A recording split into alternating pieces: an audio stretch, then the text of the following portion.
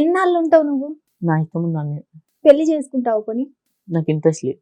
ఎందుకు? చేసుకోవాలనిపిస్తే చేసుకుంటా. ఉమ్, చేసుకోవాలనిపిస్తే ఒక ఓల్డ్ మ్యాన్ అయినా చేసుకుంటా, అసలు ముసలావిడ అయినా సరే. ఉమ్. ముసలామిని చేసుకుని ఏం చేస్తావు? అందరు ఏది చేస్తారు, నేను అదే చేస్తా. సెక్స్. ఏం మాట్లాడుతున్నావురా, నరాలు కట్ అయిపోయినాయి. ఓకే, ముసలామితో. ఎస్. Okay, nice. అదేదో అమ్మాయిని చేసుకుంటే కూడా చేసుకోవచ్చు కదా.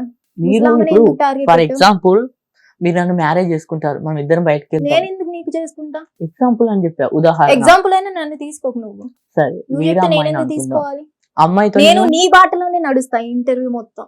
ఓకే, ఇప్పుడు వేరే అమ్మాయితో నోయాకి వెళ్తాను, అక్కడ నన్ను తీసుకెళ్లి తను చంపేస్తుందో మంచిగా చూసుకుంటుందో ఎలా చూస్తుందో తెలియదు. అవునే, అదే ముసలావి ఏం చేసుకున్నాం అనుకో, తను మనం కొట్టే శక్తి కూడా ఉండదు. ఓకే. ఎస్.